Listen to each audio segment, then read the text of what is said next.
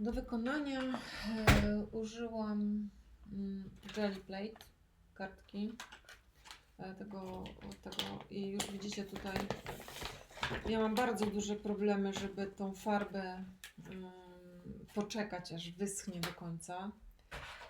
Kartkę, którą miałam, ona jest satynowana i przez to mi się rozwarstwiła.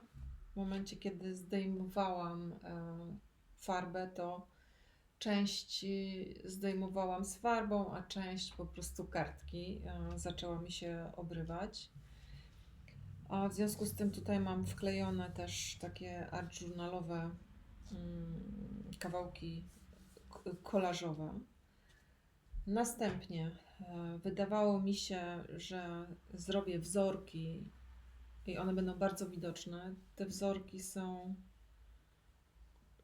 praktycznie minimalnie widoczne.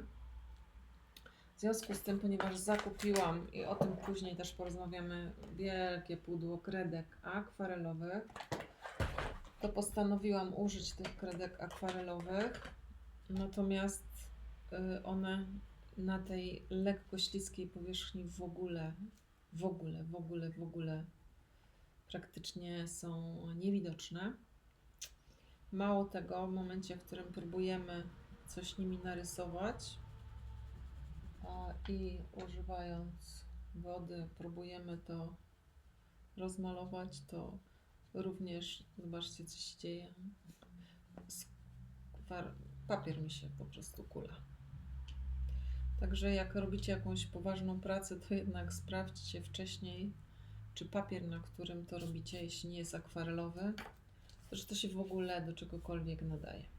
W związku z tym straciłam takie narzędzie jak kredkę, żeby rysować na tym kredkami. Dalej miałam stemple kotów. Odbiłam te stemple i o ile te czarne odbiły się dobrze, to tutaj odbijałam kota, którego potem zaczęłam malować. No i raczej wygląda to jak taka jakaś brązowa forma. No i znowu jakby na powrót można by było to naprawić na przykład kredkami, ale one są praktycznie niewidoczne. Także jakby rysowanie nimi nie ma znaczenia, a uzupełnianie tutaj tych boków też na niewiele się zda. W związku z tym na koniec użyłam permanentnego tu pisaka, żeby tą historię dokończyć. Ale jak widzicie tutaj, to co tutaj zostało, tutaj mi została farba na tym jelly plant. Użyję to później jako ramki do następnej pracy. Ale tutaj no powiedzmy, że to jest ciekawa taka forma, otwarta, niedopowiedziana.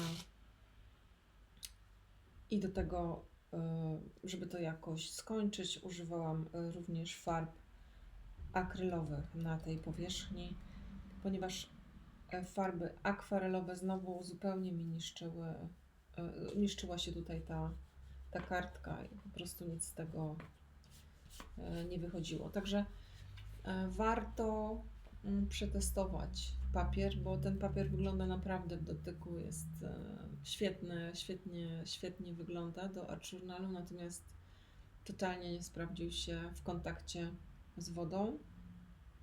No i trochę można powiedzieć szkoda pracy, bo ona się zatrzymała w połowie i de facto jest jak jest, ale z tych względów technicznych no nie ma co prowadzić tego dalej i nad tym jakoś bardziej pracować, ponieważ to się po prostu nie uda, człowiek traci jakąś taką chęć, wie, że już mu pewne efekty nie wyjdą, no i się zniechęca.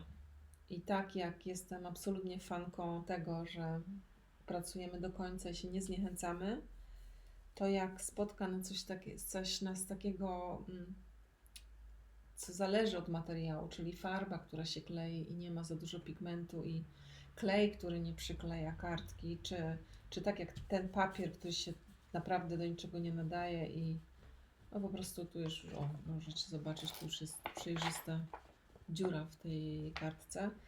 to jest taki moment, że ja bym polecała sobie odpuścić tą pracę, zostawić sobie może, wyciąć jakiś fragment i żeby to służyło później do jakiegoś kolażu.